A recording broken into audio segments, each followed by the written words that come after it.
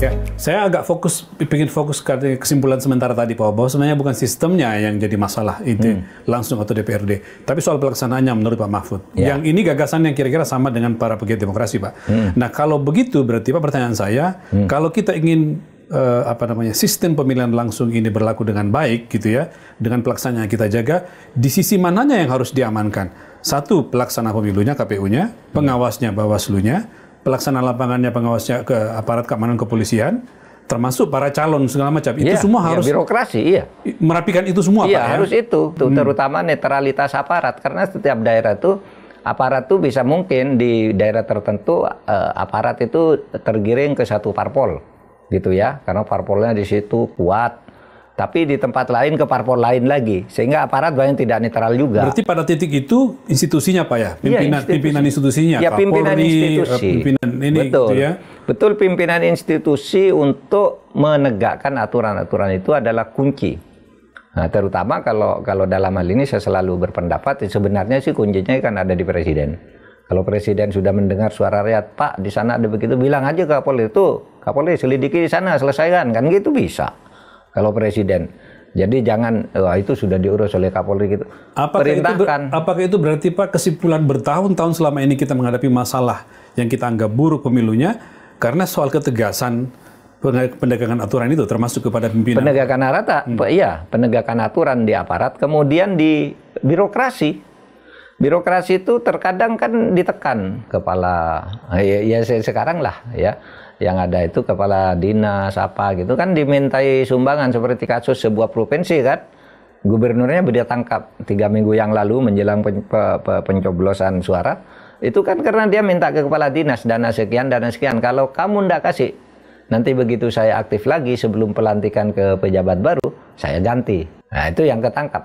Itu kan berarti birokrasinya ada penekanan. Waktu saya menjadi ketua MK itu ada gugatan dari Maluku yang itu jaraknya seseorang karena tidak mendukung gubernur yang akan dipilih atau kepala daerah lah, gubernur, bupati atau apa. Itu seorang guru yang semula bekerja di satu kota dengan suaminya itu dipindah ke pulau lain yang jaraknya jauh sekali. Naik ke sana aja ndak ada naik sampan itu sehingga pulangnya sebulan sekali, gajinya ndak cukup gitu. Karena apa? Karena ndak mendukung satu calon yang kemudian menang.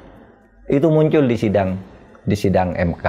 Tapi Pak Mahfud yakin, Pak, bahwa kalau misalnya kita tidak mengubah ke sistem DPRD, tapi dengan tetap pilkada sistem langsung seperti sekarang, kemudian dilakukan perubahan-perubahan, memungkinkan bahwa kita akan tiba pada pemilu yang tidak mahal seperti kata Pak Prabowo, yang tidak jorok seperti kata Mahfud, kita bisa sampai ke sana tanpa harus mengubah sistem. Makanya saya katakan mari evaluasi. Mari evaluasi, itu intinya. Kita cari. Ya? Saya tidak katakan mari kembali ke pemilihan DPRD, saya tidak bilang begitu. Tapi mari evaluasi. Yang sekarang ini jorok sekali. Kalau dibiarkan seperti sekarang ini ya rusak kita bernegara ini. Maka mari kita yang sekarang di mana sih masalahnya ini, mari kita cari. Lalu bagaimana penyelesaiannya? Menurut saya evaluasi ke arah itu. Kalau memang pilihannya untuk saat ini harus kembali ke DPR, ya oke. Perdebatkan dulu alasannya. Kalau memang tidak, oke juga gitu. Apa alasannya bagaimana caranya untuk memperbaiki ini?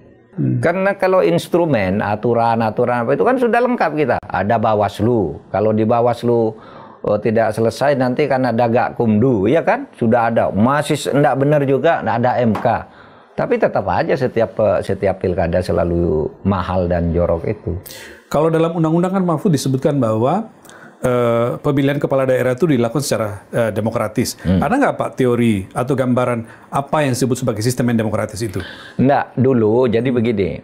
Saya ketua MK waktu itu. Jadi ada yang usul pemerintahan kepala daerah itu harus dilakukan secara demokratis sehingga muncul usul pada waktu itu pemilihan langsung seperti presiden. Kan semula kan pemilihan presiden lebih dulu langsungnya. Betul. Ya kan? Pilkadanya kan menyusul. Menyusul belakangan. Nah, alasan konstitusi waktu itu kalau pemilihan presiden oleh Undang-Undang Dasar dikatakan presiden dipilih secara langsung.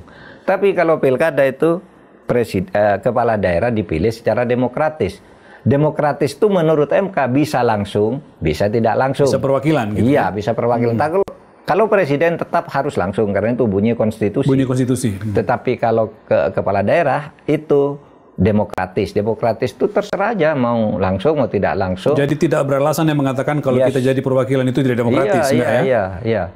Bisa asimetris juga, ya kan? Bisa asimetris. Bisa langsung, bisa tidak langsung, bisa asimetris. Di daerah sana langsung, di daerah sini tidak, dan seterusnya. Di daerah sana langsung separuh, di daerah ini tidak, tergantung pada situasinya. Itu masih tetap demokratis semua.